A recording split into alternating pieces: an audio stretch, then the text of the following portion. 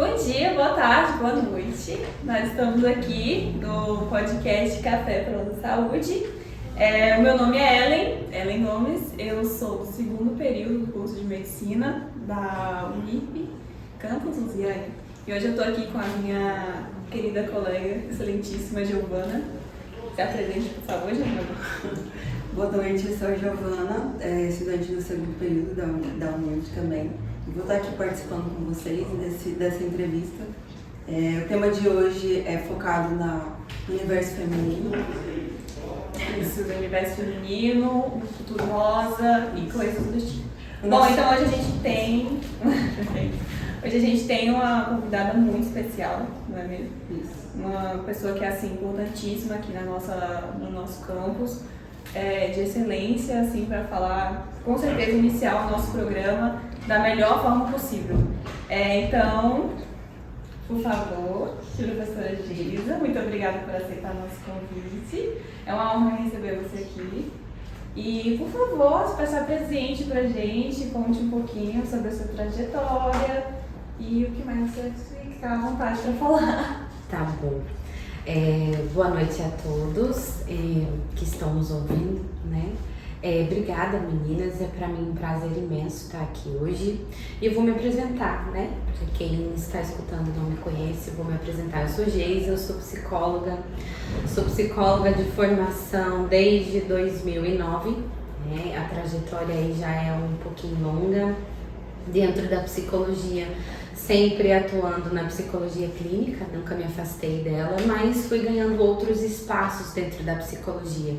E na psicologia eu conheci, então, em 2014, a psicologia escolar, né? Hoje eu sou especialista em psicologia escolar, sou psicóloga também do Instituto Federal de Goiás, aqui do campus de Lusiânia, além de atuar na clínica, né? Eu continuo atuando na clínica, sou psicóloga da Clínica Essência Plena também, aqui de Lusiânia, e hoje estou como professora de vocês, né? O que é para mim um imenso prazer, professora de habilidades de comunicação aqui na UniRV, do campus de Lusiânia, colaborando um pouquinho com o meu saber para o curso de medicina, né? Para que a gente possa aí formar médicos mais humanos para esse futuro.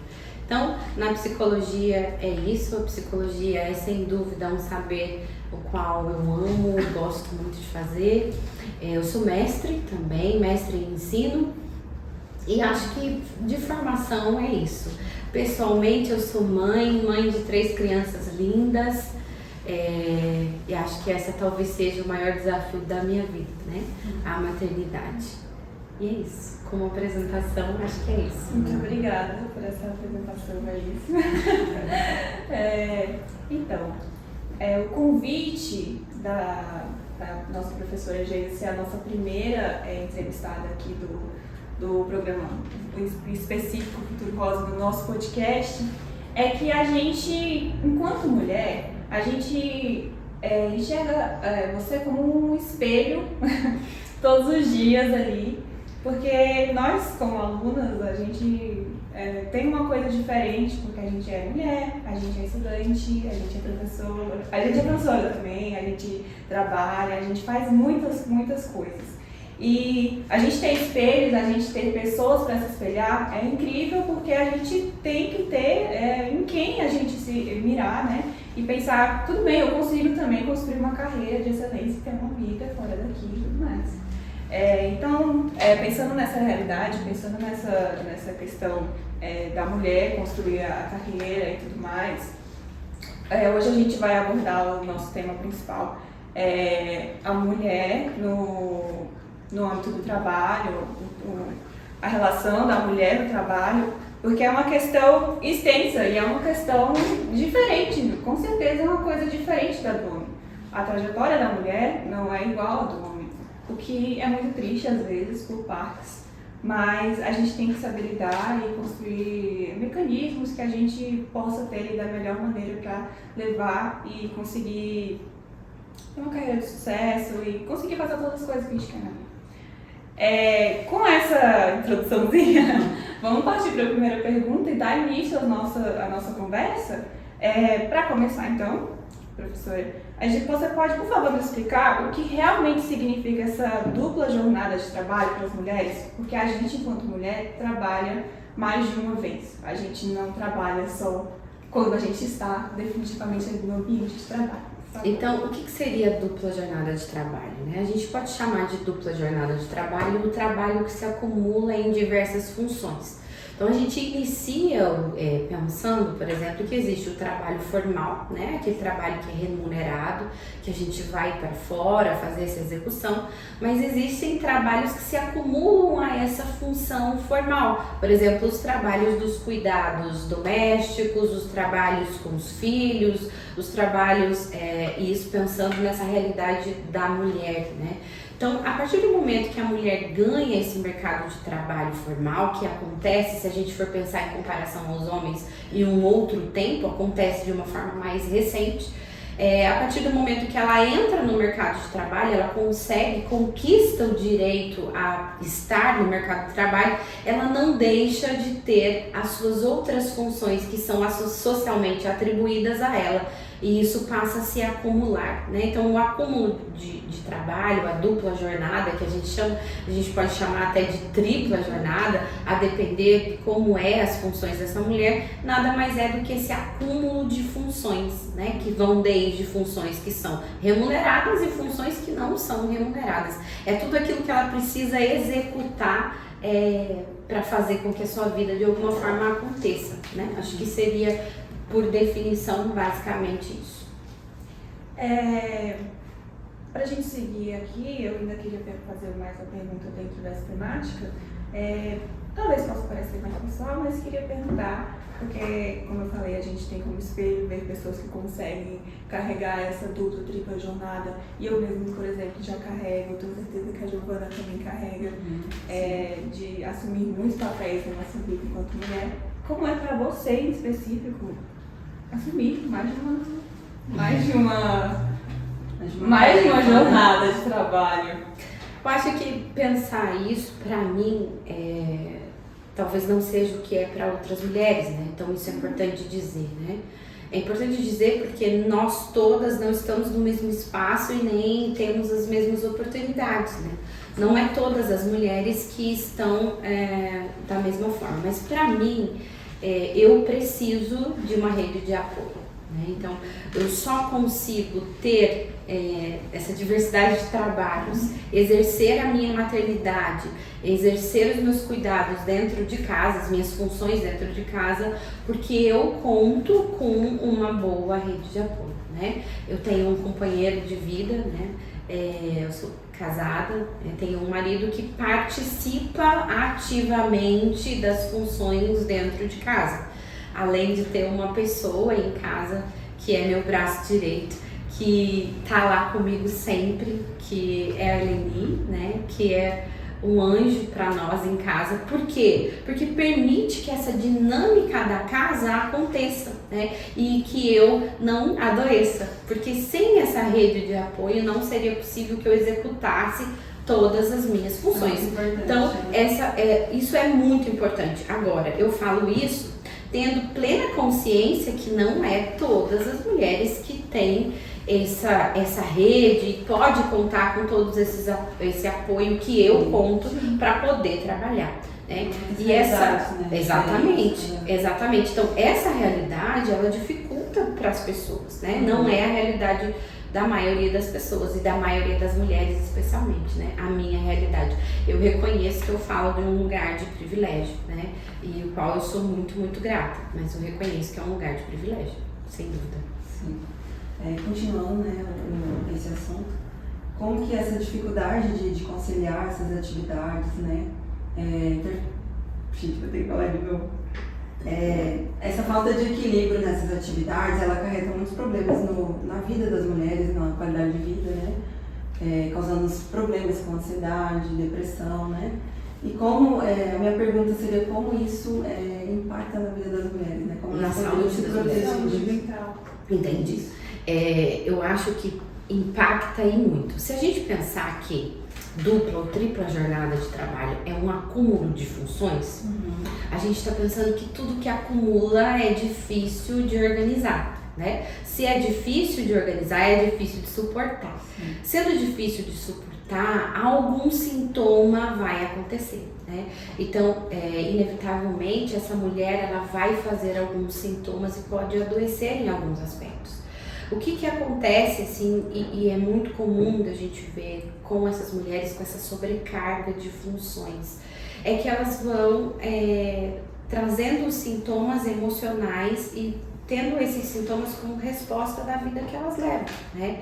Então, a maioria não tem isso que eu chamei de privilégio para ajudar com a divisão de tarefa. Tem muitos homens, muitos parceiros que ainda colocam-se no lugar de ajudar, né?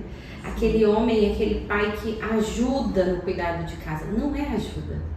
A palavra não é ajuda, a palavra é dividir tarefas, é parceria, né? Então, essa mulher, ela acaba, por vezes, adoecendo, e muito porque há algo mais profundo. A gente foi ensinada como mulher que muitas dessas funções eram nossa responsabilidade.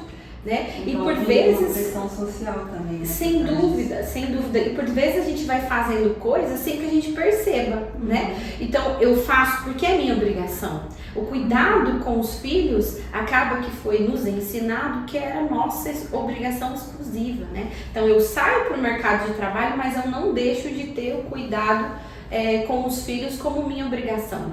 E para além dessa obrigação que a gente coloca para responder essas expectativas sociais, tem aquilo que a gente internaliza, né, nesse cuidado com os filhos.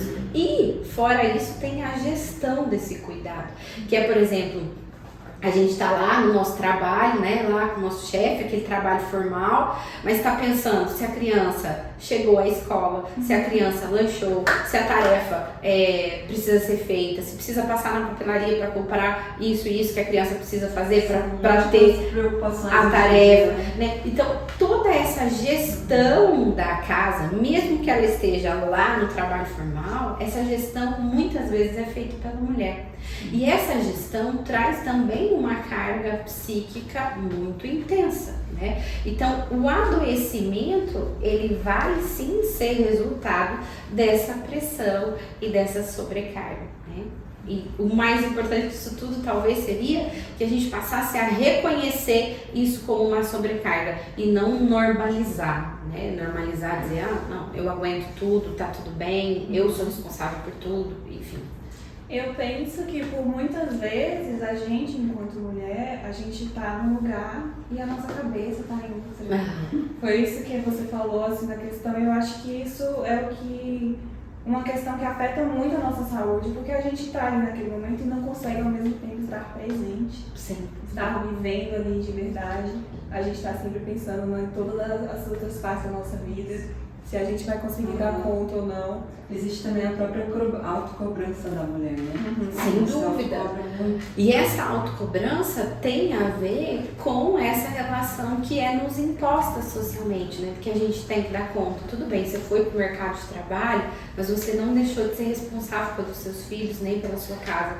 Se os seus filhos estão limpos, bem cuidados, isso é uma cobrança que venha exclusivamente da mãe, né? Da maternidade, né? Da mulher. Que o pior, às vezes, é que essa cobrança vem em forma de julgamento, principalmente.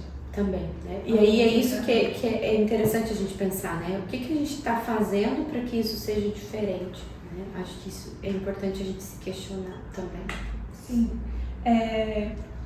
Continuando aqui nesse tópico, já que a gente tem que lidar com tanta pressão, com tanta mudança, com tanta parte da nossa vida, é bom a gente pensar também em estratégias para lidar com isso, né?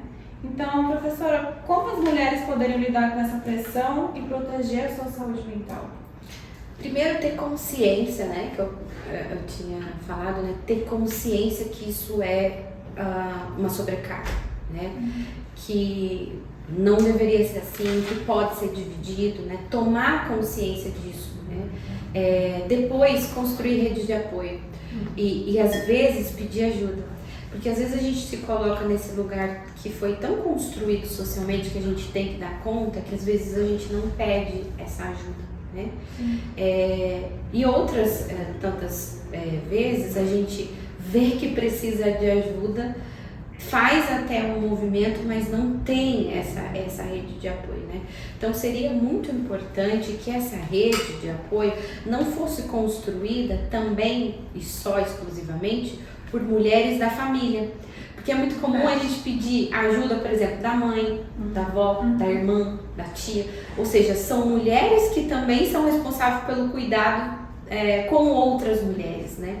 A gente às vezes não constrói uma rede nas quais a gente possa pedir ajuda de outras formas. Quais seriam esses outros tipos de rede de apoio, por exemplo, para mães com filhos que vão trabalhar, que vão para o mercado de trabalho?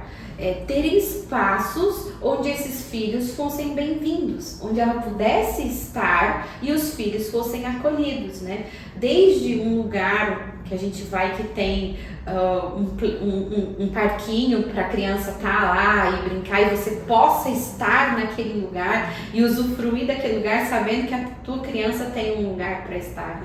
Desde creches, né? Lugares, empresas que oferecem espaços para os filhos ficarem, porque às vezes a mãe não tem com quem deixar, né? É muito importante para a segurança dela, né? Se sentir confortável, nas suas atividades, né? Exatamente. Seguir seu dia a dia, sua rotina. Então, eu penso que uma mulher que tem a possibilidade de dividir as suas tarefas, de dividir o planejamento dessas tarefas e as suas funções, isso automaticamente ajudaria muito na pressão, na saúde mental, né, dessa mulher. Além disso, a gente tem uma doença psicológica que é o burnout, né? Síndrome de burnout.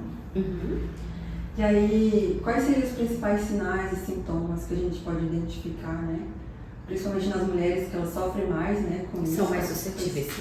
Com essa questão, né? Uhum. Que está relacionada ao excesso de trabalho. E no caso das mulheres, tem também filhos, né? Em casa.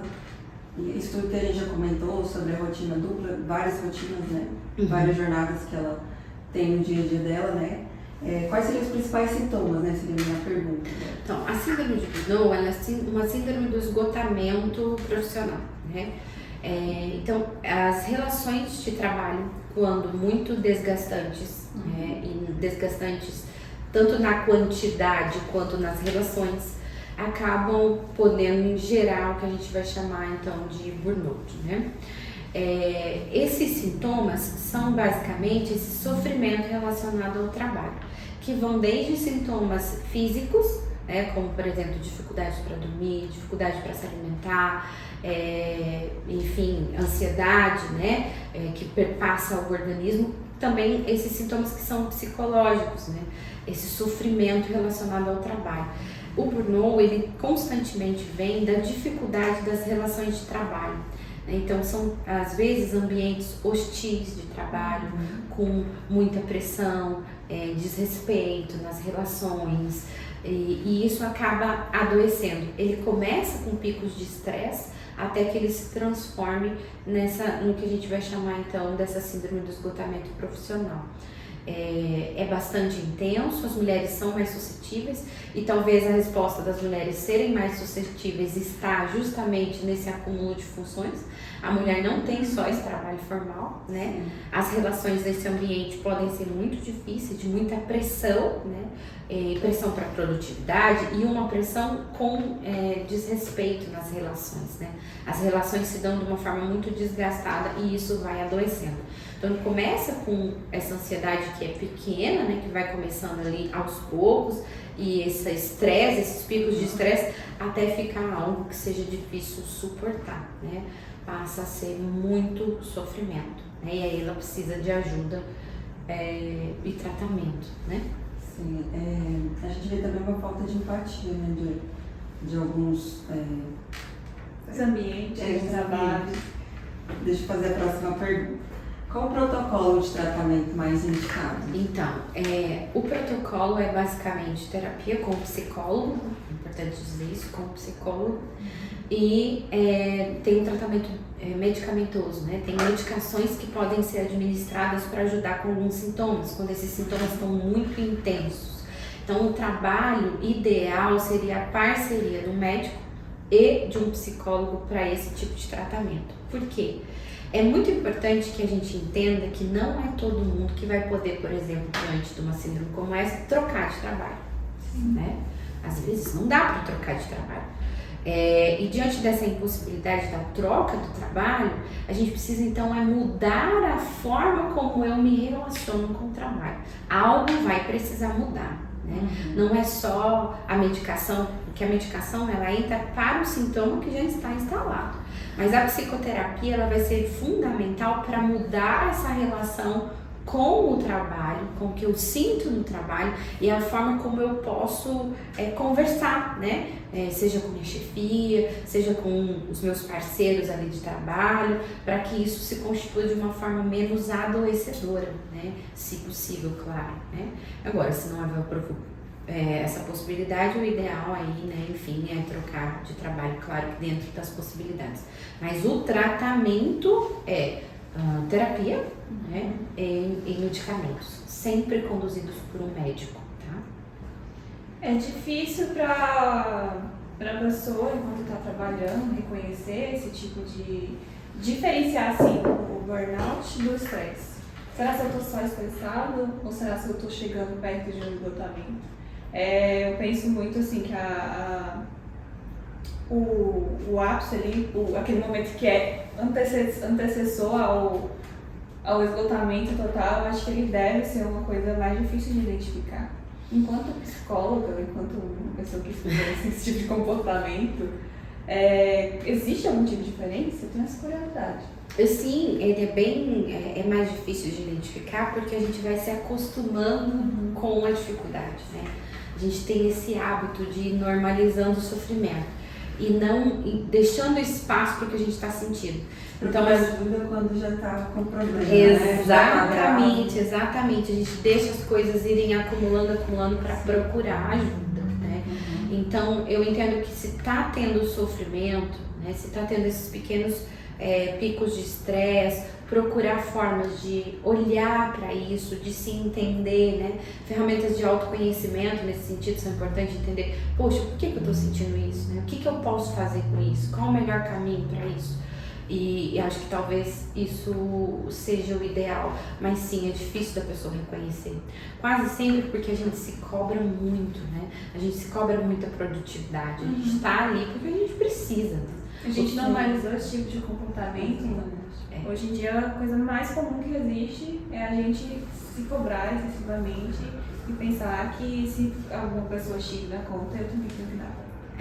E também porque as figuras de chefe, né, as quais a gente tinha antigamente, tinham muito essa figura de cobrança, de produtividade, de rigor e ser severo mesmo, né? E isso foi muito normalizado durante muito tempo. Então a gente acabou aceitando esse tipo de relação e às vezes não percebe que está sofrendo. E tem dificuldade de reconhecer e assumir esse sofrimento, né? Porque é difícil se mostrar com dificuldade ou pedir ajuda. Isso é um movimento difícil para muita gente, né?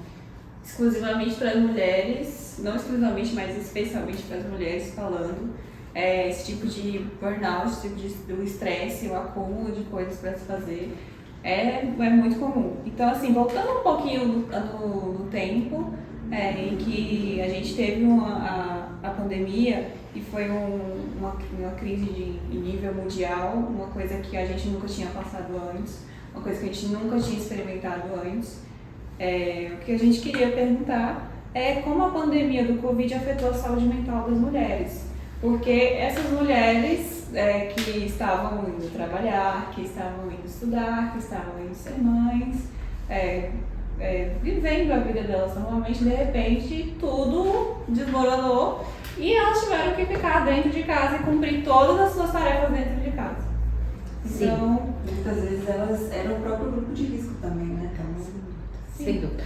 Então é o seguinte, eu costumo dizer que a pandemia, ela escancarou muitas das mazelas que já existiam, né? Ela não, nesse sentido, ela não criou nada novo, né? Já havia essa discrepância imensa nesse lugar social da mulher e do homem, sempre existiu, né? E o que a pandemia fez foi jogar um holofote para isso, né? Então tem uma pesquisa do Hospital Psiquiátrico da USP, se eu não estou enganada, que disse que as mulheres foram as mais impactadas para sofrimento psíquico desse período da pandemia, né? Então elas desenvolveram os mais problemas de ordem de saúde mental nesse período da pandemia da Covid. E penso que tem muito a ver com isso. Se você pensar que elas já estavam sobrecarregadas, já havia uma dificuldade imensa, vem a pandemia. Então, vem um fator muito importante ali, né? Significativo de sofrimento, combinado a tudo aquilo que ela já precisava fazer. Outro dado muito interessante é pensar em quem cuida de quem cuida, né? Então, na pandemia isso ficou muito escancarado, né? O cuidado ficou para as mulheres, né? Então, se eu não me engano, uma das primeiras mulheres a falecer de Covid no nosso país foi uma empregada doméstica que ficou presa, né, junto com essa família. Então, se eu não estou enganada, isso é um dado muito importante que diz muito sobre o cuidado no nosso país, né? Quem cuida de quem cuida, né?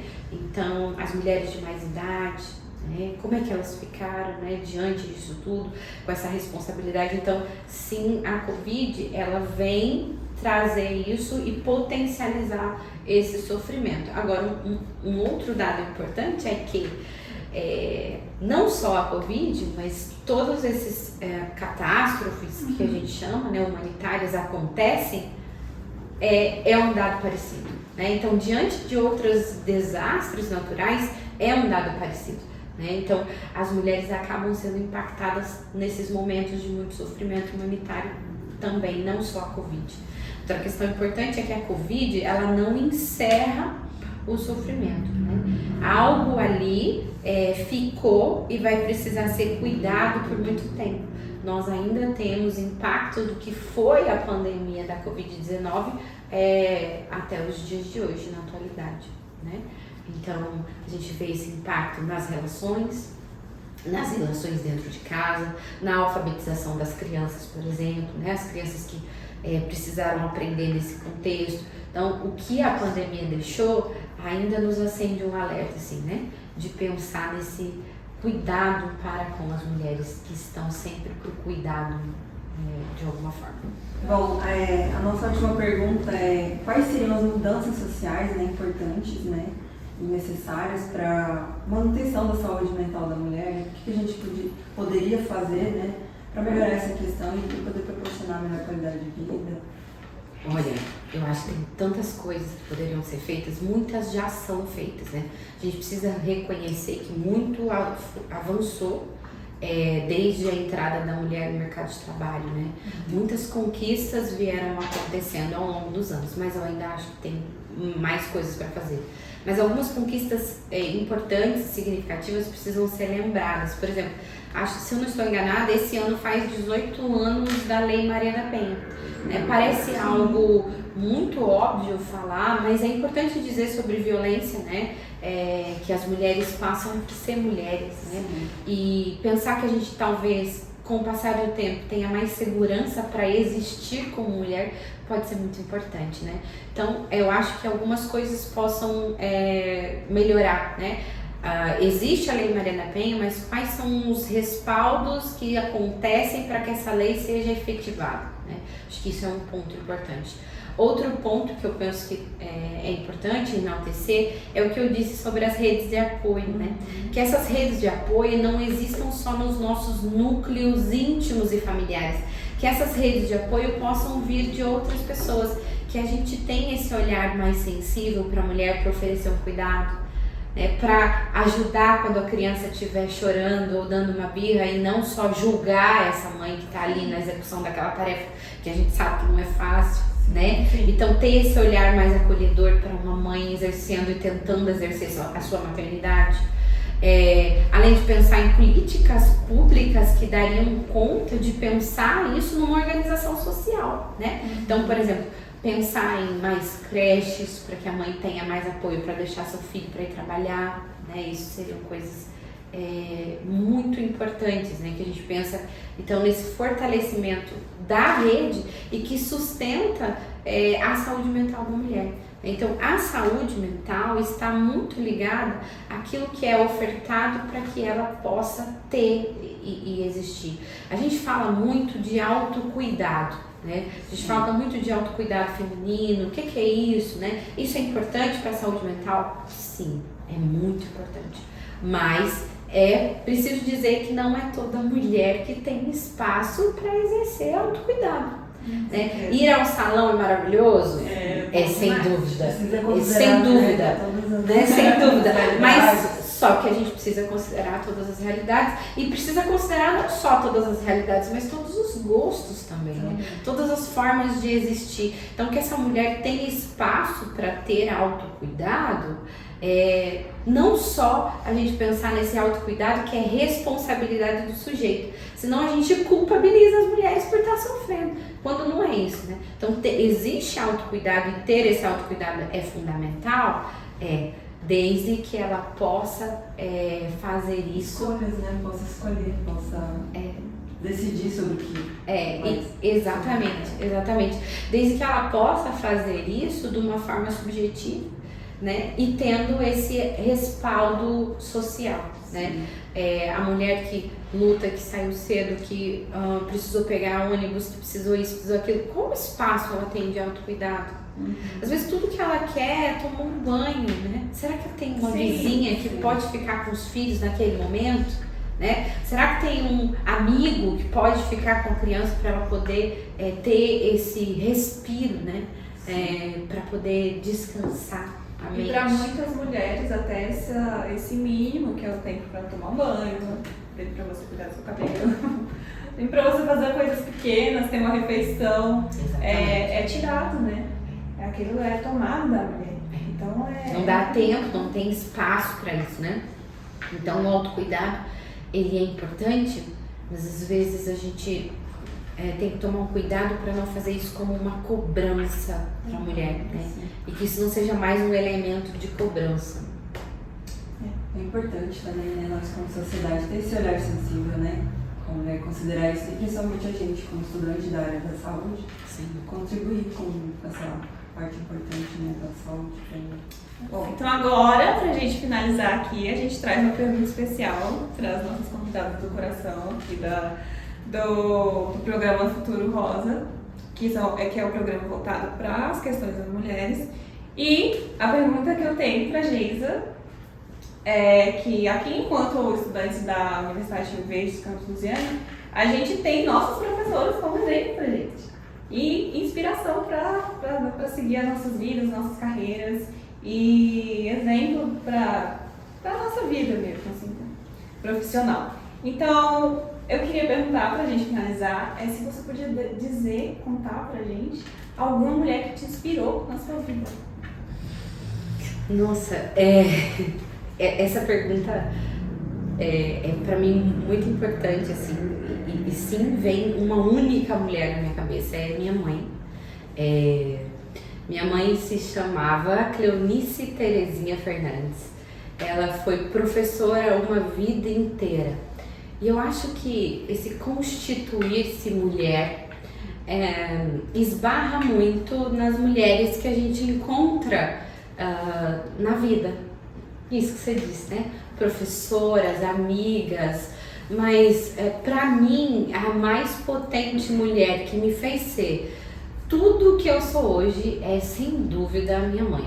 Não pela maternidade, só pela maternidade que ela fez e exerceu, mas por tudo que ela ofertou como ser humano para outras pessoas e para mim. A minha mãe tinha uma capacidade imensa de aplaudir o que eu tinha de melhor, eu acho. E descobrir isso no olhar que ela tinha comigo foi sensacional para que eu me tornasse quem eu sou. Então, sem dúvida, a minha mãe é a mulher que me fez ser quem eu sou. Acho que é isso. Gente, não posso falar mais. Que resposta belíssima, tão profunda, tão linda. E foi incrível a gente pensar que a gente falou, foi emocionante.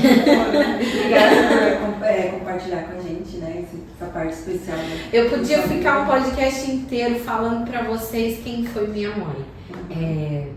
Enfim, um ser sensacional. Acho que tudo que eu faço como professora, eu dedico cada segundo a ela. Sim, perfeito.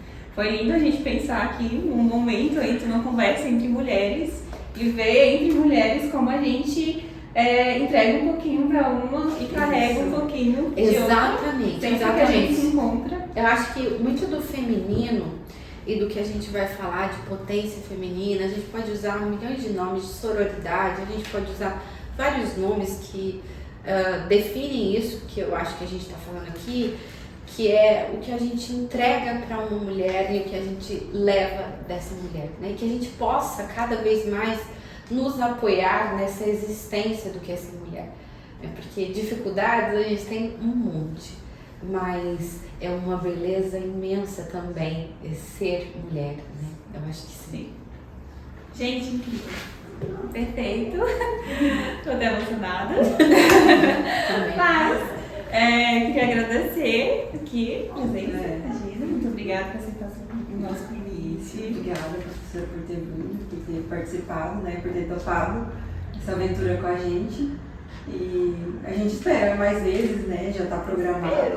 Ai, gente, sobrevivi porque eu fico nervosa, preciso dizer, mas é um prazer imenso ver o desenvolvimento de vocês, o crescimento de vocês, quem tá aqui por trás. É um prazer imenso poder fazer parte dessa formação. E eu posso mandar beijo, igual? Já que a Polly mandou, eu posso mandar beijo, né? Então, eu preciso mandar beijo para as minhas irmãs, né? Tenho 2 irmãs, Bruna e Bibi, são mulheres como eu. E hoje eu me apoio muito nelas, né?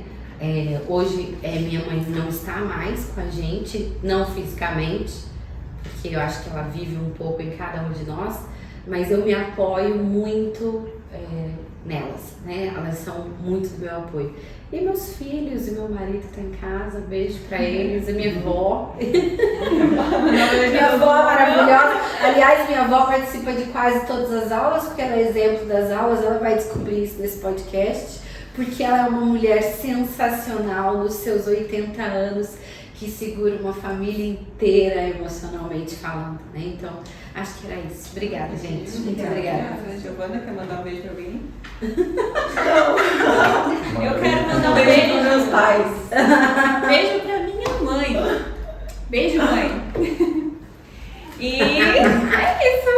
Muito obrigada por assistir o nosso programa e ouvir, né? E aí você pode nos seguir em todas as nossas redes sociais, @Café Prosa Saúde em todas as redes. Esperamos vocês aqui na próxima semana. Muito obrigada. Beijo, gente. Obrigada. Valeu.